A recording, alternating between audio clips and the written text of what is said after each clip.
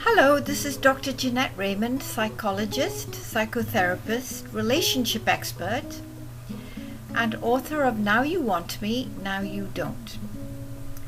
Today I'm going to talk to you about people who feel in their relationships that, nothing ever works. They end up feeling betrayed, let down, sad. What's the point? It's just going to happen again. Why should I bother? But inside they're really hurt and pained and longing for a connection that they can rely on and trust. And it's really about adding to the series I've started on how the way that you eat reflects that the way you interact in relationships. So today's version is going to be about the secret eater and the secret fantasizer in a relationship. And it's a story of Tracy and Robert, who had been dating for about 6 months. Things seemed to be going reasonably well.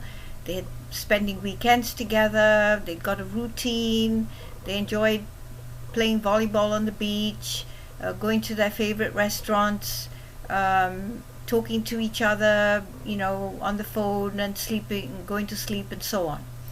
But Tracy was beginning to feel more and more dissatisfied and let down. There was an emptiness inside her and a little bit of anger and irritation that she really didn't know where it was coming from. But whenever she and Robert were together for weekends and evenings, she began to feel this sense of distance from him, that he wasn't attending to her, that he was maybe drinking too much, he wasn't being as affectionate, that there was something going on that made her not enjoy it, that she didn't feel meaningful to him, she didn't feel important, she didn't feel like the center of his life the way she thought she had been earlier on. And she came to see me because she knew that this was a pattern she'd experienced before and wondered what was going on in her life, why did this keep happening, and what was she going to do about it, because it made her so sad. What we discovered was that Tracy was a secret eater. When she was little, she would hoard stuff in her room, in between her clothes and books, in between toys and video games and so on, because her mother would be there sometimes and not other times, leave her with people who were kind of negligent in their caregiving. Her father had abandoned her. Her mother had left her for quite a long time when she went looking for other men, and she'd leave her in the care of neighbors and, friends, grandparents, whatever. But anyway, it was all inconsistent. And so the connection between them never felt satisfying. And in addition, Tracy never actually got regular meals. Sometimes she'd get too much candy, sometimes not enough. Sometimes her meals would be distasteful, not something she wanted, things she wouldn't choose for herself, and so on. So what she did was she started to say to herself, I can start hoarding things and eat in secret, then nobody can take it away from me. Nobody can think I'm a glutton. Nobody can think I'm picky. Nobody can wonder why nothing ever touches the back of my stomach. Nobody can ever think that I'm greedy. Nobody can think that I want to take everybody else's food or steal food and not pay for it. So she created this place for herself where she could eat in secret, and whatever she could store, whether it was pieces of cheese or candy bars or nuts or bread or whatever it might be that was not too perishable. And at night, in the middle of the night, she would stuff herself with it, but sometimes she'd taste it and it would linger, and sometimes she would swallow it whole because she heard a noise coming from somewhere. And in her romantic life later on, this is what she did in relationships. She had her relationship in her fantasy world. In other words, she ate the relationship in secret. So instead of having the real relationship with Robert out in the real world, she would have it in her fantasy, in her dream world, in her imaginary world. That he would be attentive and loving and sexual and generous and forever there, or she could turn him into the abandoning father of her childhood, or the inconsistent mother of her childhood, or the mean neighbor. Whatever she wanted him to be, he could be in her fantasy world, and she didn't have to risk it in real life.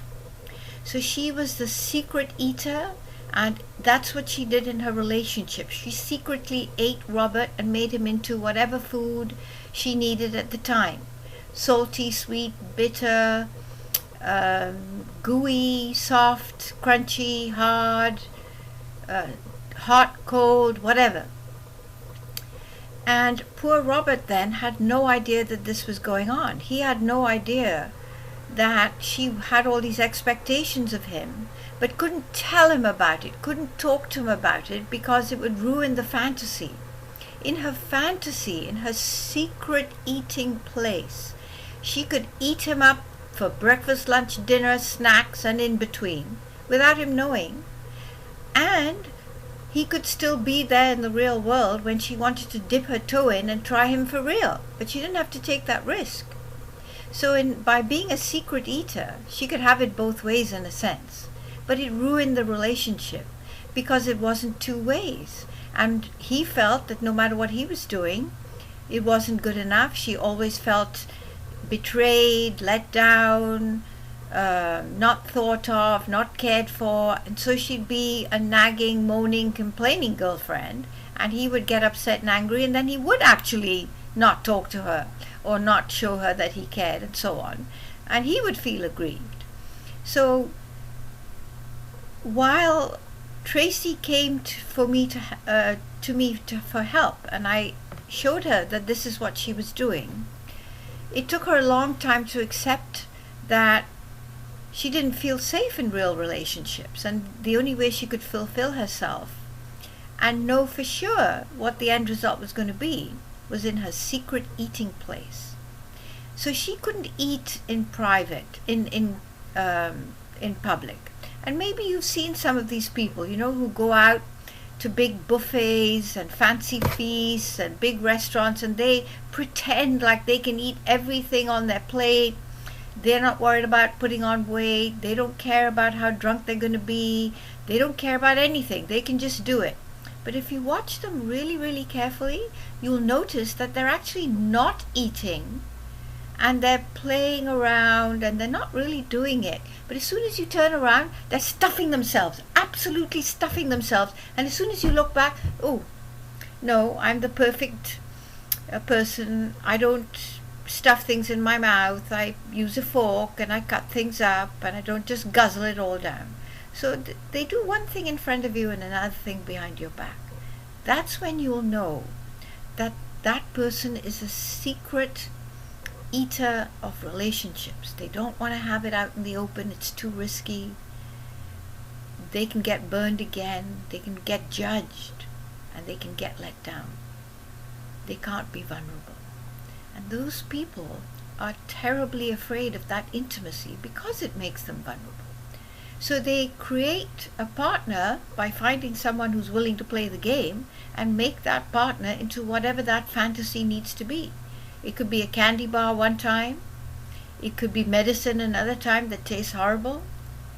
It could be a soda full of fizz one day and a glass of flat wine the other day. And you don't know. I say, well, I'm the same person. I don't know what you mean by I did this or I didn't do that, or I was angry or I was not. You don't recognize that in you.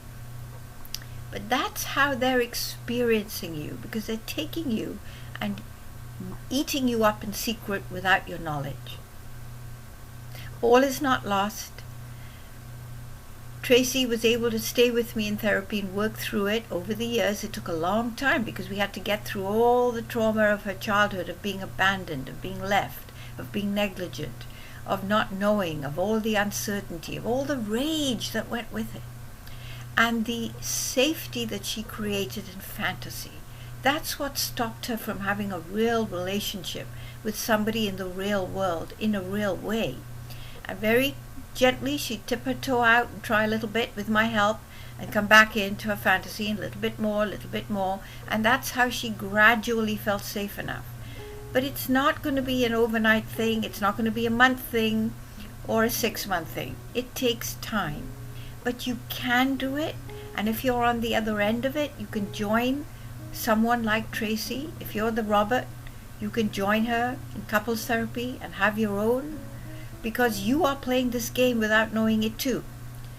And I'm there to help answer questions. I'm very receptive to hearing your experiences. Don't forget, you can reach me via my website, losangeleswebsitetherapy.com. You can send me confidential emails if you'd like to learn more about my services. And don't forget that I do global coaching too. So look forward to hearing from you. And until the next time, bye for now.